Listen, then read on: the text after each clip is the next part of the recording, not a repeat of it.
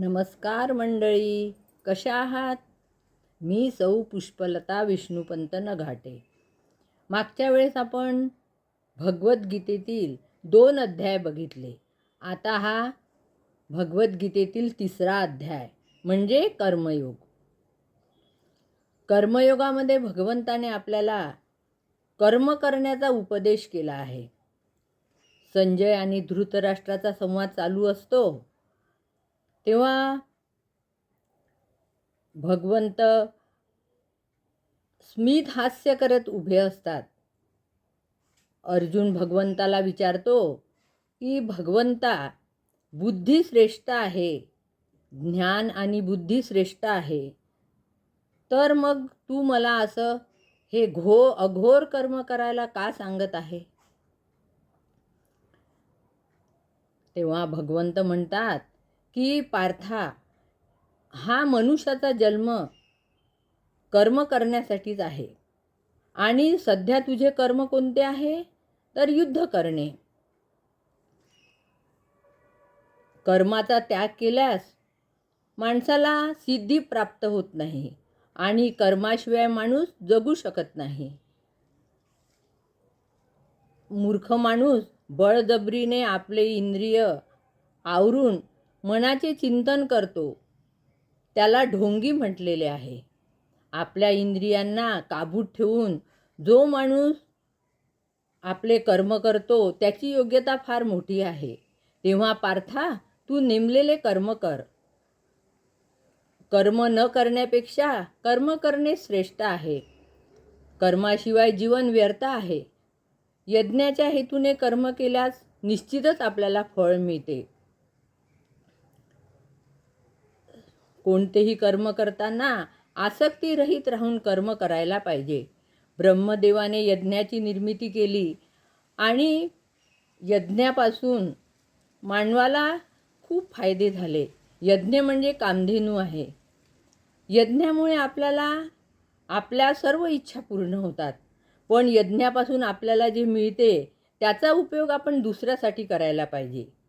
कशाला? समजा आपण जे अन्न शिजवतो ते सुद्धा एकट्याने न खाता आधी दुसऱ्याला अर्पण करा आणि मगच खा, असं आपल्याला भगवंताने गीतेत सांगितलेलं आहे.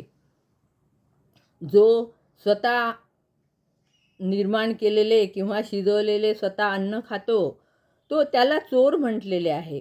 भगवंत म्हणतो की मी प्रत्येकाच्या आत्म्यात शरीरात आहो, तेव्हा तुम्ही आधी दुसऱ्याला द्या आणि मग स्वतः खा. किंवा कोणत्याही गोष्टीचा उपयोग करताना तुम्ही आधी स्वतःला दुसऱ्याला द्या आणि मग खा, असं आपल्याला भगवंताने सांगितलेले आहे. कर्मापासून यज्ञाची निर्मिती झाली आणि ब्रह्मापासून प्रकृतीची निर्मिती झाली. अन्नापासून प्राणी उत्पन्न होतात. यज्ञापासून पर्जन्य पडतो. याप्रमाणे सृष्टीचे चक्र सुरू आहे. पार्था, हा आत्मा जो आहे त्याला तृप्त करून किंवा आपल्या कर्मेंद्रियाला आपल्या काबूत ठेवून आपण कर्म करायला पाहिजे. अनासक्त बुद्धीने कर्म कर आणि ममत्व बुद्धी सोडून तू कर्म कर. इंद्रिय व त्यांचे विषय हे ठरलेले आहेत. पार्थ म्हणतो की भगवंता, जर आपल्याला इंद्रिय आणि बुद्धी श्रेष्ठ आहे हे आपल्याला माहीत असताना सुद्धा आपण म्हणजे व्यक्ती का कुकर्म करतो? तेव्हा भगवंत म्हणतात की हे महाबाहो, हे जे आपले इंद्रिय आहे, काम क्रोध आहे, याला हे काम क्रोधाने बुद्धीला झाकून टाकलेले आहे.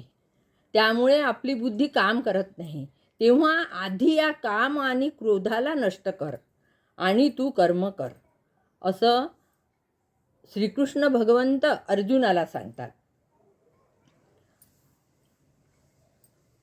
भगवंत म्हणतात की मला मोक्षही प्राप्ती करायची नाही आणि मला काही करायचे नाही, तरी मी कर्म करतो.